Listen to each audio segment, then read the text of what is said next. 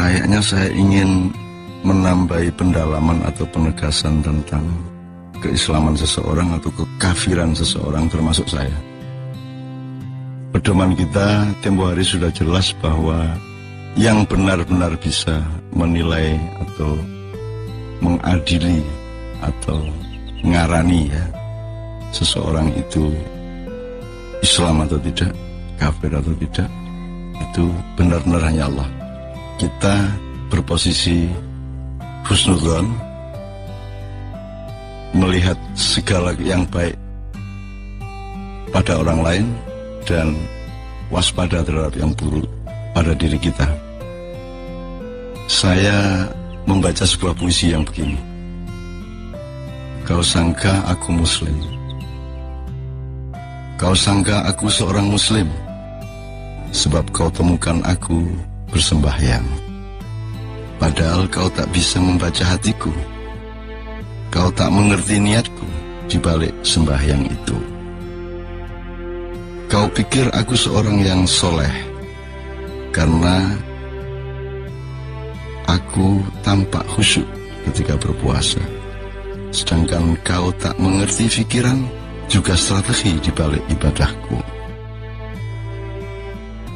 Bahkan kau tuduh aku kiai atau ustadz berdasarkan peci, pakaian, dan penampilanku.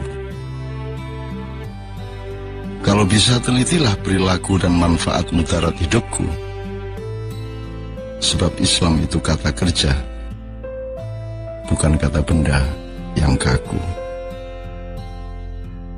Prinsip mengenai ini sudah kita omongkan, tapi saya ingin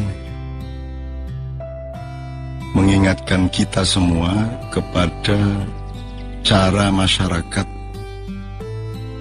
mengambil keputusan untuk menganggap, menuduh, atau mengangkat, menjunjung seseorang itu musyrik, seseorang itu penganut bid'ah, seseorang itu klenik, mistik, atau seseorang itu bukan hanya muslim, tapi juga kiai, mursyid, syekh, maula, ustadz. Di zaman ketika belum ada sistem dan pola komunikasi yang mondial, yang nasional, yang setiap orang bisa menemukan informasi tentu dari balik bumi dan langsung didapatkan sambil tiduran di kamar atau sambil buang air besar di WC.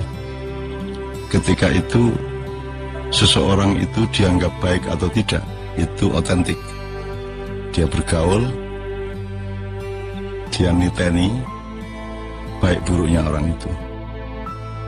Maka ketika seseorang dinobatkan oleh lingkungannya menjadi ustadz, kiai, mursyid, dan sebagainya, itu otentik.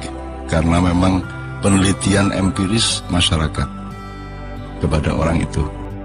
Sehingga seseorang disebut kiai atau diangkat menjadi ustadz atau apapun, itu yang mengambil keputusan adalah umat. Langsung yang tiap hari hidup bersama dia. Tiap hari otentik mengamati dan mengalami kebaikan dan keburukan seseorang itu. Ketika terjadi revolusi industri, kemudian hidup menjadi sangat ditentukan oleh proses dan mobilitas kapitalisasi, sampai kemudian kapitalisasi itu menggumpal menjadi ideologi yang disebut kapitalisme, dan itu berlangsung secara masif yang disebut industrialisme. Umat menjadi menoleh. Dia tidak punya kemampuan dan mobilitas atau mekanisme untuk menentukan siapa kiai atau tidak, siapa ustadz atau tidak. Karena yang menentukan siapa ustadz atau tidak adalah pemilik modal yang memiliki perangkat-perangkat komunikasi dan informasi. Gampangannya sekarang ini siapa ustadz, siapa bukan, itu ditentukan oleh televisi. Sedangkan televisi menentukan ustadz dan bukan ustadz itu tidak berdasarkan kualitas kekiaian atau keislaman, tetapi berdasarkan siapa yang kira-kira paling digemari orang, yang lucu, yang konyol, Pokoknya yang orang suka. Jadi tidak ada hubungannya dengan kualitas kekiaian.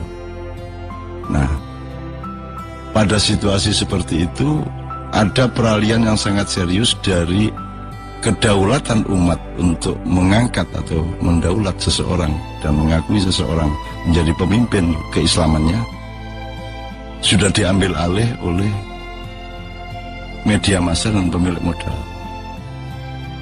Saya di tengah-tengah itu semua bersyukur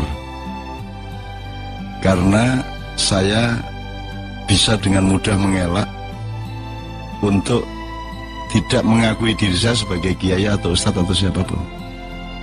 Sehingga saya mendapat peluang yang luar biasa untuk tidak menjadi siapa-siapa. Saya hanya menjadi seorang manusia, seorang hamba Allah.